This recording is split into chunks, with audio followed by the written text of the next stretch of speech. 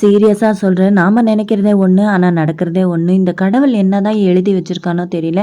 Plane crash ஆகி அத்தனை பேர் சாகணுன்ற தலைவிதி இருந்தா யாரால தான் நம்ப முடியும் சொல்லுங்க? ஒருத்தரா 2 பேரா 240 பேருன்னா சின்ன விஷயமே கிடையாது. எத்தனை பேர் குடும்பம் இந்நேரத்துக்கு அழுது கதறிட்டு இருக்காங்களோ தெரியல. எத்தனை பேர் ஆசை கனவுகளோட டிராவல் பண்ணி தன் சொந்த நாட்டுக்கு ஆகட்டும், வேலை விஷயமா ஆகட்டும், எல்லாமே டிராவல் பண்ணி ஒரு நிமிஷத்துல பாத்தீங்கன்னா சல்லுன்னு ஆயிடுச்சு. அதனால உலகத்துல நாம நினைக்கிறதெல்லாம் நடந்துட்டா கடவுளை நினைக்கிறாங்க யாருமே இல்லைன்னு நிறைய பேர் பெரியவங்க சொல்லுவாங்க.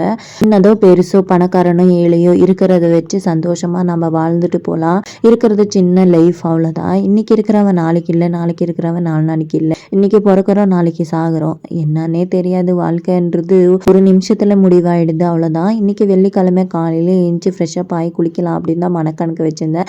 அது எப்படியோ ஆயிடுச்சு. ஈவினிங் போல சாம்பிராணி எல்லாம் போட்டு அம்மா வீட்டுக்கு கிளம்பி வந்துட்டேன். அம்மாவுக்கு உடம்பு சரியில்லை அப்படின்னு சொன்னாங்க. அதனால பார்த்துட்டு போகலாம் அப்படின்னு சொல்லி வந்துட்டு அம்மா வீட்டு கிச்சன்ல காலையில பிரேக்ஃபாஸ்ட்டுக்கு ரெடி பண்ணிட்டு இருக்கேன்.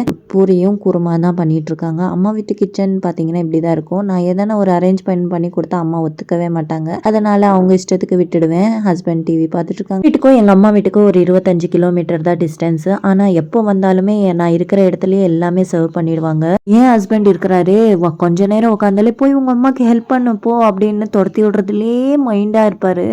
ஏன் இப்படி எல்லாம் பண்றீங்க?